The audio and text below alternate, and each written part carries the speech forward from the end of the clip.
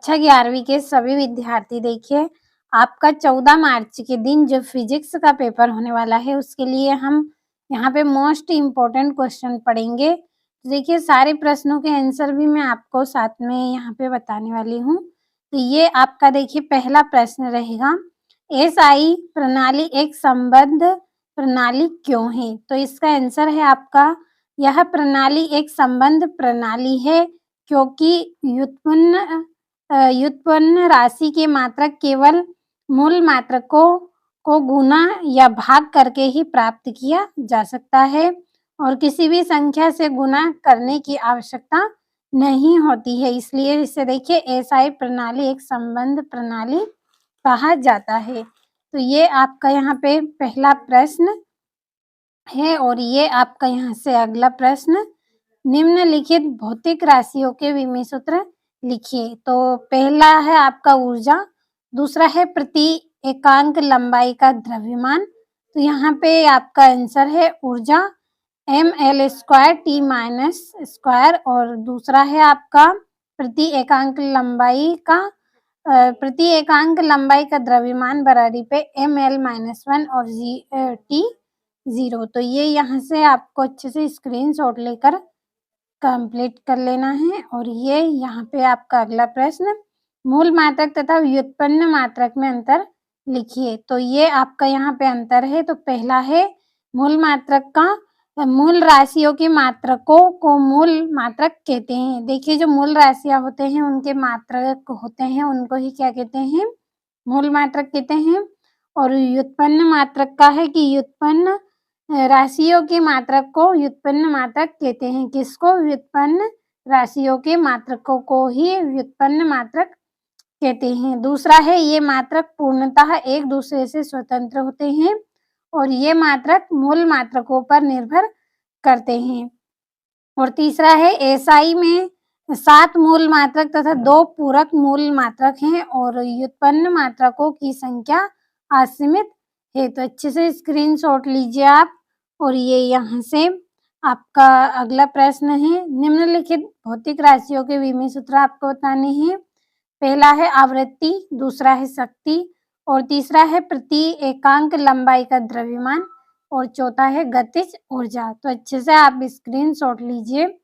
और देखिए most important question मैं आपको यहाँ पे दे रही हूँ तो कंप्लीट आप कर ले।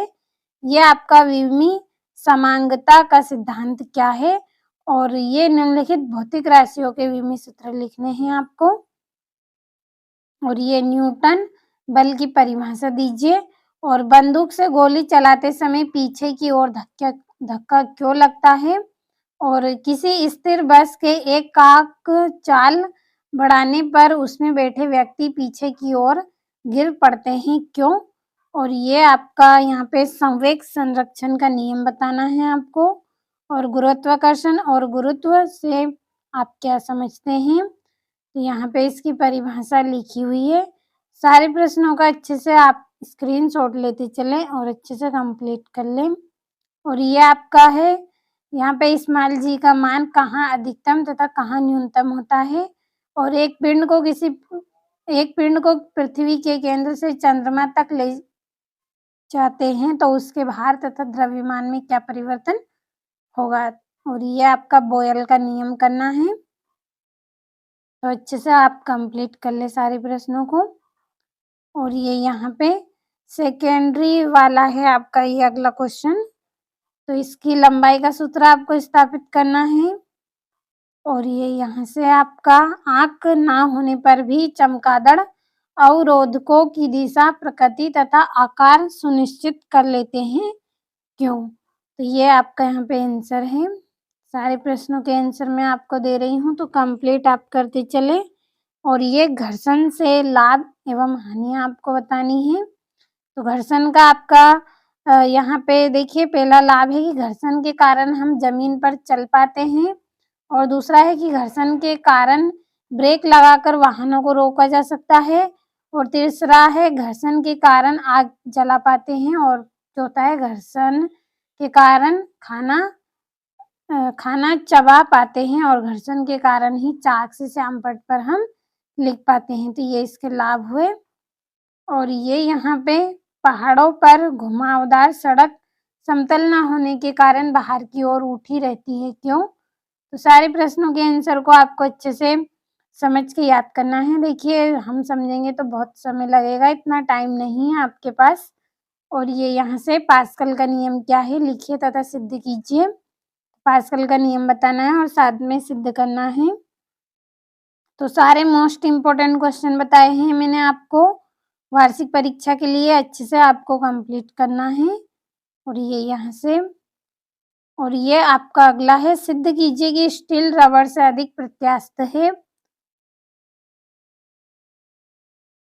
और ये यहाँ पे है इसका आधा आंसर आपका।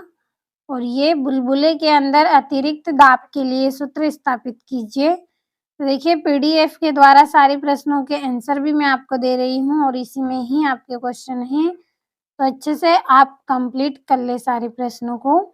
ये आपका शक्ति तथा ऊर्जा में अंतर है। तो कार्य करने की दर को हम क्या कहते हैं? शक्ति कहते हैं। ये इसका पहला पॉइंट। ऊर्जा किसे कहते हैं? तो कार्य करने की क्षमता को ऊर्जा कहते हैं। और दूसरा है शक्ति का मान समय पर निर्भर करता है और ऊर्जा का मान समय पर निर्भर नहीं करता। और तीसरा है शक्ति का एसआई मात्रक वाट होता है और ऊर्जा का एसआई मात्रक जूल।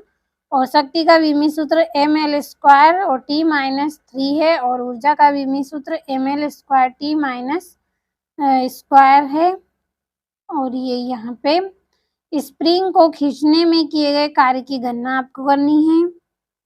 तो कंप्लीट आप कर ले पूरे प्रश्नों को। देखिए मोस्ट इम्पोर्टेंट क्वेश्चन ही आप अच्छे से कंप्लीट कर ले, यही आपके वार्षिक परीक्षा में आएंगे।